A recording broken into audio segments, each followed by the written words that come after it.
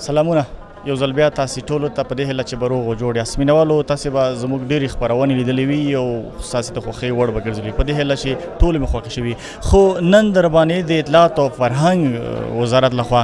د نندارتون لیدنه کوو په دغه نندارتون کې بېلابېل فرهنګي هنري او د خطاطۍ بېلابېل اثار نندارې ته وړاندې شوي دي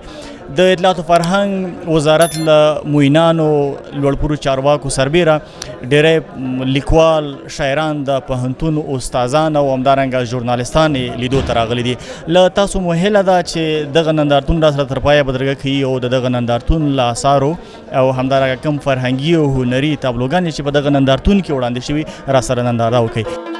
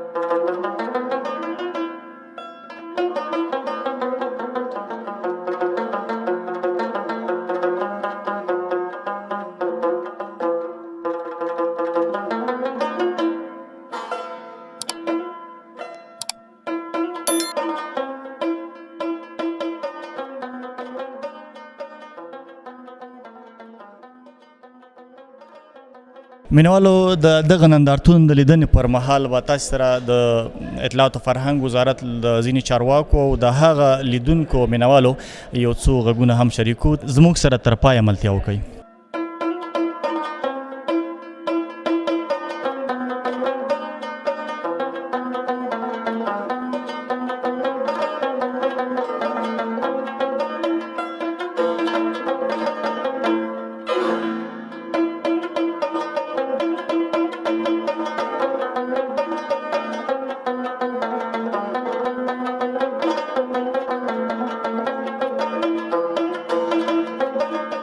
مننه رښتیا هم نن د افغانستان د پوهانو لیکوالو شاعرانو ادیبانو هنرمندانو د هغو کامیاب شوو ملګرو چې هغوی هغه خپل فن او هنر یې وړاندې کړی وو او کمالات یې کړي وو شاهکارۍ یې کړې وې په بېلابېلو برخو کې که هغه د هنر برخه وه د ادب برخه وه د ژورنالیزم برخه وه د نقاشۍ برخه وه د حنجرې برخه وه او نور دغسې نو هغه ټول نن هغه فارغینو ته ستاینلیکونه او جوایز ورکول شول ډېر شانداره مراسم جوړ شوي وو نو دا د موږ لپاره ډېر د ویاړ او افتخار ورځ وه د هنرمندانو لپاره او په خاص ډول د ځوان نسل لپاره دغسې نندارونو جوړول یا د دغسې پروګرام جوړول څومره ګټور تمامېدلی طبعا دغه د دوی د ټول عمر د دوی د ټول کال د دوی د عمر چې دوی یا تالیف کړي ترجمه یې کړي خوږه حنجره یې کارولې وي او یو صنعت یې کړی وي او ګوتې کارولي په فن او هنر کې نو داسې دغسې محافل ورته جوړیږي او دا ویني نو دا تشویقیږي چې هغوی کوشش کوي چې دغسې جوایز ترلاسه کړي او په خپل نظام باندې اعتماد راسي او تاسې ولیدل چې نن له څو کلونو وروسته دغه پروګرام په 4-5 کاله غالبا دغه مرحله نه وه سرته رسېدلې نو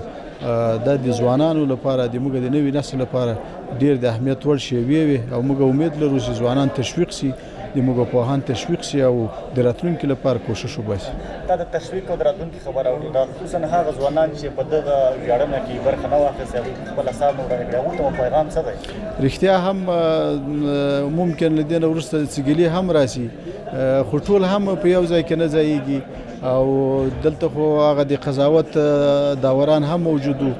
زیاتره آثار نو دا د هغوی موږ پروسه هغوی ته پرېښې وه هغوی په ډېر شفاف ډول باندې ترسره کړه حتی د دې پروسې موږ له لرې نه هم ډېره څارنه کوله چې خدای ناخواسته داسې یو څه ونه شي چې څوک خفه شي په دې کې ازرده شي نو د هغوی د راتلونکي لپاره هغوی ته وایي چې دوی چانس لري او دوی به انشاءالله تعالی په راتلونکو کلونو وختونو کې دوی ته موقع ورکوو چې خپل آثار او فن او هنر وړاندې کړي. ډېره مننه. ډېره مننه. تاسو د دغه محفل یو ګډونوال یاست. پیغام مو څه دی؟ څه احساس کوئ په دغه برخه کې؟ اولا خب ما تشکری میکنم از شما که موقع دادیم احساسات خود بیان کنیم و تشکری میکنیم از امارات اسلامی افغانستان، وزارت اطلاعات فرهنگ و ریاست فرهنگ مردم که همین موقع را برای انداختن و ما را دوباره رویه بخشیدن که ما بتانیم اثرات خود از ضایع شدن نجات بدیم و ای که ما امروز فیلمنامه ما مقام اول گرفته باعث افتخار ما هست و ما شکر میکشیم که همچون برنامه های باز دوباره برای انداخته میشه و ما میتونیم که اثرات خود به